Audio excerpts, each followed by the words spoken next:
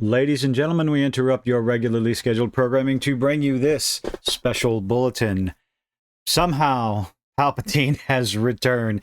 And by Palpatine, I mean the one, the only, the patient zero herself of Gamergate, essentially. The woman a lot of people feel is responsible for a lot of the nonsense we're dealing with nowadays in video games. And that is none other than the one, the only, Anita Sarkeesian. Somehow, some way, she has decided to rear her grifting little head out from under the rock that she's been hiding underneath the past couple of years and doing what I have no idea. Because if you want to talk about consultancy groups, like having the name Sweet Baby Inc. attached to your product, pretty much being a death knell for your project, you put Anita Sarkeesian's name on that right now, and you can guarantee it will fail. Over here on her consulting section, inclusive video game design support services. Do not allow this woman to consult on your video game. It's got all the buzzwords we hear over and over again. Looking to make your video game project more inclusive to a wider audience? You're not alone. Yes, you are. All you have to do, dear video game companies out there, all you have to do is make it fun first. That's it. Put in whatever nonsense you want after that, but focus on the fun factor first, and you'll get all the audience you want. Because I don't know who this wider audience that people like Anita Sarkeesian are trying to go for, but they don't exist. I guess they're the so-called modern audience. Couldn't that be classified? This wider audience that Anita wants to help you consult with and get those extra dollars. The problem is the more, with her assistance, just like SBI and all these other so-called consultancy companies, the more you allow them to get their greedy, grubby little claws and infect your video game, your TV show, your movie, the more you allow them to dictate what's going to happen, the more people will be turned away again, simply by the sheer mention of her name. Today's audiences crave authentic experience. No, they crave fun experiences. Fun. That break free from old stereotypes. Wrong. Anyway, the stories that better represent the wider range of characters. If you want a wider range of characters, make a character generator. Make an all-inclusive character generator. You'd be surprised how many people you get in there. As the media landscape evolves, well, gets torn down from within, actually, inclusive content gains critical acclaim and broader audiences. Well, we've seen a lot of this claim going over and over again. Let me give you a little better idea. A little Anita Sarkeesian. Everything is sexist, everything is racist, everything is homophobic, and you have to point it all out. You have to point it Everything all out. I ain't listening to that again. But I go, Smash JT. Thank you for being a guest on my show the other night. But Smash JT, poor Smash, digging deep, delving into the backstory that is the oh so wonderful Anita Sarkeesian.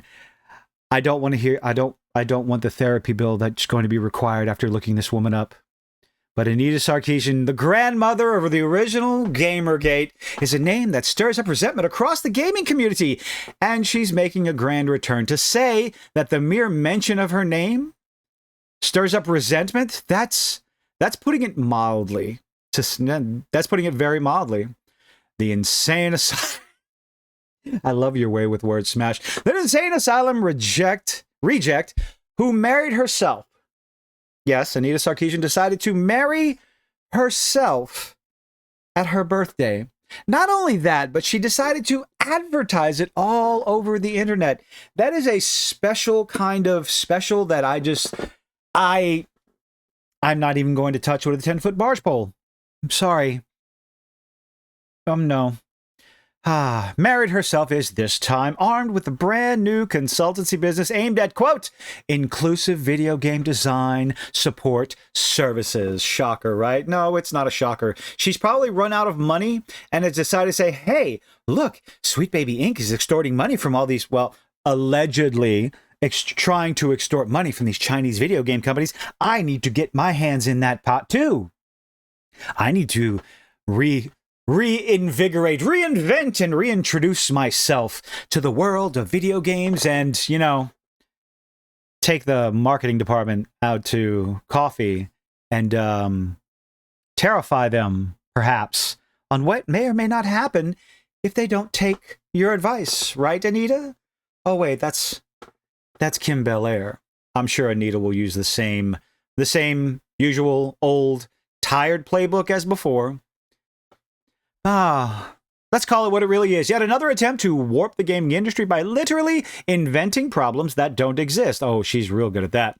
And pushing her agenda onto unsuspecting developers, all in the name of making a quick buck. No, Smash. She wants the games to be inclusive and open to a more wider audience. She's not trying to make a quick buck and then run off to the Bahamas, perhaps, and ignore employees, but let's call it what it is. Yet another attempt. History of destruction. You did some work on this one, didn't you, Smash? If you've been following gaming news over the past decade, you know that Sarkeesian's involvement doesn't lead to anything positive for gamers. Yeah, it leads to other things like self-checkout. Anyway, what started... Oh, no, that was Zoe Quinn, wasn't it? But let's keep going.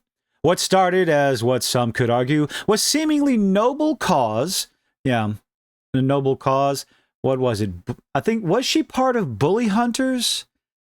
An attempt to scam people and get them to buy gaming headsets, all under the guise of combating nasty, mean little bullies in first-person shooter arenas? Was that Anita? I know Zombie Unicorn was involved. Let's keep going. Advocating for better representation of women in games quickly spiraled into a divisive crusade. Gamers everywhere watched as their favorite games were dissected, analyzed, and criticized, not for their gameplay or story, but for perceived problematic. We love that word. Problematic. Who decides if it's problematic? I would think that the customer, the paying customer, where all the money's coming from, I think it's up to them to decide what game is problematic and what game isn't. Not some grifting, and that is the word to use in this case. These are grifting consulting companies. They are scamming the developers out of money as best they can, again, by making up promises. Making up promises? Making up problems that do not exist. Remember what Anita said herself. Everything is racist, everything is sexist, everything is homophobic, and you have to point it out. Well, Anita, if everything is racist, then nothing is racist. If everything is sexist, nothing is sexist. And when everyone is super, no one will be super. Problematic content that most players didn't even care about. Correct. This is an epicenter of virus. That is a very appropriate word there, because she is nothing short of a massive worldwide virus infesting the video game industry. Laid the groundwork for consultancy companies like Sweet Baby Stench to fester and rot. Now she's back again to rear her lovely cat-owning head. Yes, I'm going to insult this woman. She is a pariah on the game industry. An absolute disgusting, vile, putrid pile of filth that should not get work at all. If you, like I said at the beginning, before, if you attach her name to any project that you have out there, devs, any video game project, if people see her name, if gamers see her name, they will run like there's no tomorrow, far, far away, regardless of what IP you attach to it. Doesn't matter. They see Anita Sarkeesian, you're going to lose money. What does this mean for gamers? More censorship, of course. More homogenization of stories. More politically motivated content that ends up ruining the fun. Oh, absolutely. Because controversy breeds dollar bills. If you can make a game company feel like they'll be canceled if they refuse to participate, well, the problem is, even if you try to convince them, even if you can convince the game companies, eventually they're going to figure out that, instead of worrying about being canceled, let's worry about if we can keep the lights on. We can keep paying the bills, the salaries, and those big old bonuses to the CEOs. Because, again, the more you employ people like this, especially this woman, the more gamers will shut their wallets down and go find other studios, the independent studios, the independent game developers out there that do nothing less than putting all of their passion and love into the genre they enjoy, into the projects that they create. And it will be seen in the work, and it will be shared across the internet for people to see, when more and more people will go and purchase that product and stay away from the likes of this woman. Inventing problems, offering solutions. That's the only way she can get a job. She offers solutions to the problems that she creates, that she makes up, and shows like, well, you have to look at this, but you have to look at it this way, this other way that wasn't the intent of the developer, and any sane individual can see that. But of course, we're talking about Anita Sarkeesian. So she goes out, makes up the problem, and then offers the solution for a modest consultancy fee. Thrives at finding issues where none exist. Remember, everything is racist and everything is sexist. Creating a narrative that video games are riddled with sexism, racism, and other forms of oppression. Her website offers services like, quote, eliminating problematic player actions. Oh, and again, who makes that decision on what actions are problematic? Vague enough to sound like progress, but ultimately translating to more restrictions on creative freedom. 100% absolutely correct. Games have been around long before her help. Yeah, that's the most appropriate quotes on this article. Her so-called help. And no one had a problem until some folks found a way to monetize being offended. That is a major problem we're dealing with across all social media. People finding a way to make being offended into a profession.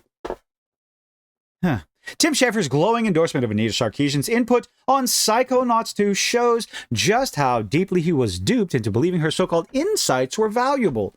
He praised her for identifying blind spots that supposedly prevented the game from being harmful.